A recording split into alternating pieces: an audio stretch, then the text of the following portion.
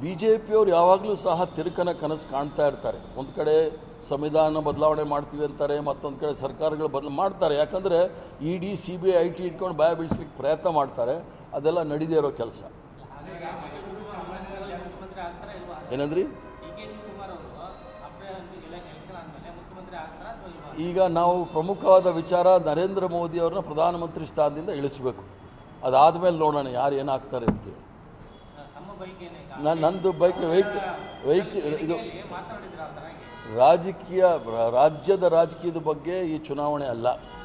ರಾಜ್ಯದ ರಾಜಕೀಯದ ಬಗ್ಗೆ ಅದನ್ನೆಲ್ಲ ನೀವು ಒಂದು ಸ್ಟೋರಲ್ಲಿ ಇಟ್ಕೊಂಡಿರಿ, ಪೆನ್ ಡ್ರೈವಲ್ಲಿ ಹಾಕಿ ಇಟ್ಕೊಂಡಿರಿ. ಚುನಾವಣೆ ಆದಮೇಲೆ ಬರ್ತೀನಿ, ಅದಕ್ಕೆಲ್ಲ ಉತ್ತರ ಕೊಡ್ತೀನಿ.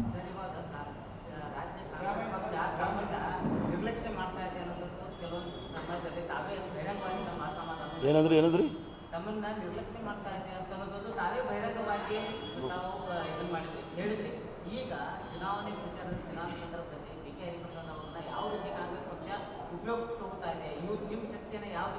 ನಾನು ಸ್ಟಾರ್ ಕ್ಯಾಂಪೇನರ್ ಇದ್ದೀನಿ. ನನ್ನ ಯಾರು ಉಪಯೋಗಿಸ್ಕೊಳ್ಳೋಕ್ಕಾಗೋದಿಲ್ಲ. ನನ್ನ ಉಪಯೋಗ ಕಾಂಗ್ರೆಸ್ ಪಕ್ಷಕ್ಕಿರುತ್ತೆ. ಎಲ್ಲಿ ಏನು ಮಾಡಬೇಕು ಅದನ್ನು ಮಾಡ್ತಾ ಇರ್ತೇನೆ. ಆದ್ದರಿಂದ ವೈಯಕ್ತಿಕ ರಾಜಕಾರಣ ಬೇರೆ, ಇದು ಕಾಂಗ್ರೆಸ್ ಪಕ್ಷದ ಮತ್ತು ದೇಶದ ರಾಜಕಾರಣ. ಅದರಲ್ಲಿ ಯಾವುದೇ ರೀತಿಯ ಭಿನ್ನಾಭಿಪ್ರಾಯಗಳಿದ್ರೂ ಸಹ ಪೆನ್ ಡ್ರೈವಲ್ಲಿ ಇಟ್ಬಿಟ್ಟು ಅದು ಆಮೇಲೆ ಅದೇನು ತೊಂದರೆ ಇಲ್ಲ. ನಾನು ಕಾಂಗ್ರೆಸ್ ಪಕ್ಷದಲ್ಲಿ ಸೇವಾದಳದಿಂದ ಬೆಳೆದು ಬಂದಿರೋನು. ಇದು ಸೇವಾದಳದಲ್ಲಿ ಟ್ರೈನಿಂಗ್ ಆಗಿರೋ ಅಧ್ಯಕ್ಷ, ಅದಕ್ಕೂ ಅವರು ಸಹ ಸುಮ್ಮನಿರ್ತಾರೆ.